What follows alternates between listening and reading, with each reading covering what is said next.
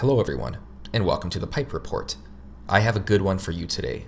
Recently released court documents indicate Robert Mueller, who was FBI director at the time, was involved in covering up information regarding a Saudi Arabian family located in Sarasota, Florida, and the 9/11 plot.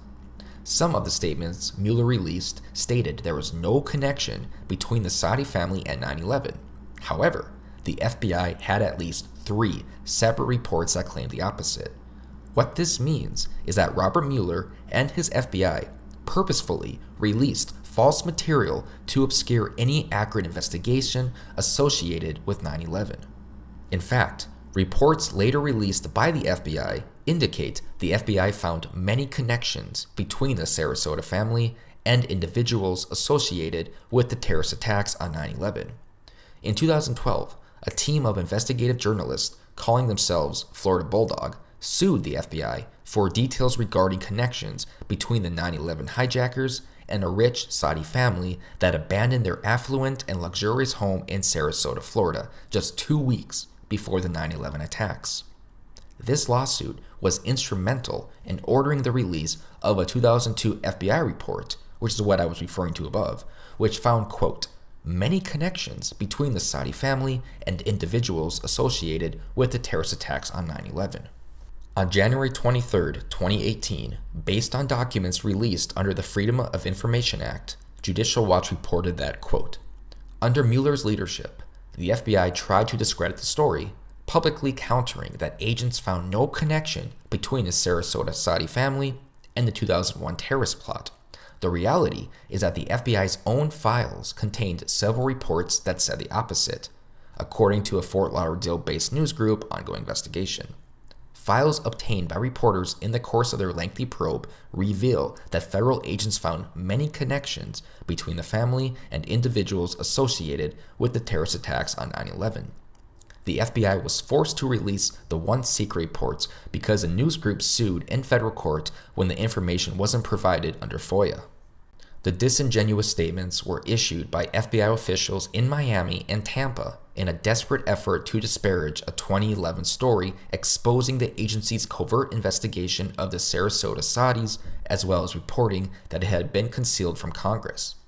Mueller is referenced in a document index that was ordered by a federal judge to be created in late November 2011. The South Florida judge, William J. Zlock, a Ronald Reagan appointee, asked the FBI to explain where it had discovered dozens of pages of documents in the public records case filed 6 years ago. The index reference to then FBI Director Mueller appears in an item involving an agency white paper written a week after the publication of a news story about the abrupt departure of Saudis Abdulaziz and Anud Haji, and yes, I probably did butcher those names, from their Sarasota area home about 2 weeks before 9/11. The couple left behind their cars, clothes, furniture, jewelry, and other personal items. It was created to brief the FBI director concerning the FBI's investigation of 4224 Escondido Circle, the Al-Hajiz address, the index says. Though the recently filed court documents reveal Mueller received a briefing about the Sarasota Saudi investigation, the FBI continued to publicly deny it existed, and it appears that the lies were proved by Mueller. Not surprisingly, he didn't respond to questions about this newly discovered email to his office by the news organization that uncovered it. Though the mainstream media has neglected to report this relevant development, it's difficult to ignore that it chips away at Mueller's credibility as special counsel to investigate if Russia influenced the 2016 presidential election. Even before the Saudi cover-up documents were exposed by nonprofit journalists, Mueller's credentials were questionable to head any probe. This isn't the first time Robert Mueller's credibility was called into question.